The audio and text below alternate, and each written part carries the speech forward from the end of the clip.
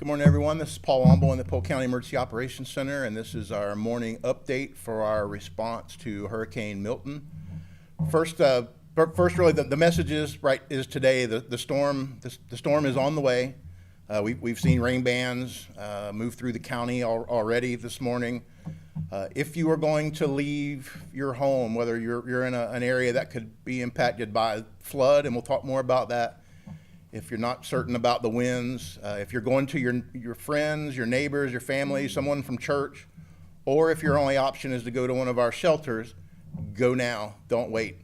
The time to be able to move around safely and make those last-minute preparations is rapidly closing. We can expect the arrival of the sustained tropical storm force winds sometime later this evening around dinner time, 5, 6, 7 o'clock.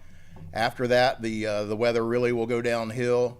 Unfortunately after dark, but sometime overnight into the early morning hours is when the peak hurricane force winds and gusts will be here. It's going to be dark. Anticipate those power outages.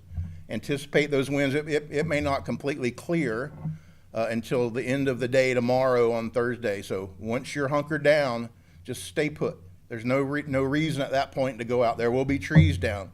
There will be power lines down. It will be dangerous to move around. So there's no reason. We want people to be safe. If you're going to go to a shelter or you're going to go in somewhere else due to the storm, go now. We'll talk about some additional closures. Polk County Board of County Commissioners Administration Services and the court system and the clerk of the court system have announced that they will now be closed on Friday as well. We'll announce reopenings. That gets us through the weekend. We'll certainly announce when normal services will begin to resume, hopefully next week. Wanted to touch on the landfill. For Polk County solid waste customers, those collections are in process now. If you self-haul anything to the landfill, that closes at 1 p.m. today, and then the landfill will be closed at 3 p.m. today.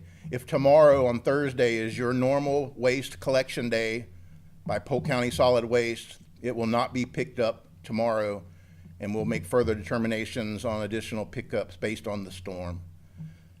The forecast has not really changed significantly. There was a slight bump to the south this morning. Didn't really change much for us here. We're still going to have those strong tropical storm and then hurricane force winds overnight. There's also a significant flood threat. Right now, the rainfall forecast from the Weather Service is somewhere around 6 to 12 inches.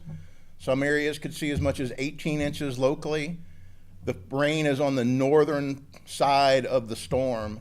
So, and even if the track goes right over Polk County, even if those rains were to our north, in the counties to our north, that water will still flow down to Polk County, and that may take 2 or 3 days to realize for that water to get here, and we see what the impacts are. There's parts of this county that have flooded in the past.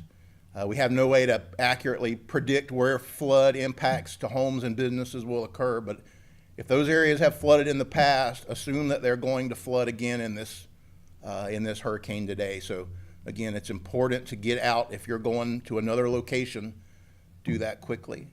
All of our information, the shelters are still open. Those shelter locations are on the county website.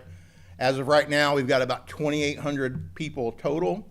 In our 19 shelters, there's plenty of capacity. If you have a medical condition on oxygen, maybe you've got a concentrator, some other type of device that needs electrical power to stay alive and well, go to the special needs shelters. We're no longer able to transport. Our Citrus Connection is our transportation agency for our special needs program. By the time they finish the transports that are in process now, as well as moving dialysis patients, which is part of their mission for dialysis, they will no longer be able to transport because of the high winds that will be here this afternoon. So if you needed transportation assistance, you're going to have to get to those special needs shelters yourself. Pet-friendly shelters, there's 3 of those. If you've got, don't let your dogs or your cats be an impediment on why you can't go. You got to have proof of vaccine, and there's some things there, but don't let your pets, you can go to those pet-friendly shelters. And then the other 13 general population shelters They're available if folks need a safe place to go. Bring some bedding, a pillow, a blanket. Cots are not provided, but it's a safe place to ride out the storm. Bring medication if you have special dietary needs.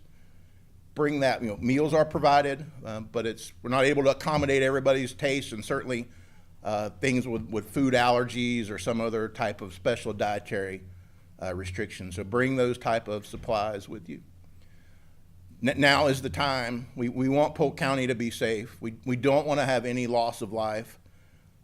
Historically, we've seen our most significant injuries and fatalities after the storm when people are trying to clean up. Roads will be flooded. Assume power lines, utility lines, assume they are energized. Don't go in the floodwaters. If we get significant flooding, which is forecast, there could be debris, there could be animals. You just don't know what's in that floodwater, so don't go in the water. We'll keep everyone updated. Please stay tuned to the county website, to our social media, and most importantly, let me close with, there is a tornado threat. We're under a tornado watch until 9 o'clock tonight, so have some way to receive tornado warnings, whether that's a NOAA weather radio, an app on your cell phone, but please have some way to get that emergency information. Thank you. We'll update you. We'll do this briefing again at 4:30 p.m. today. Thank you.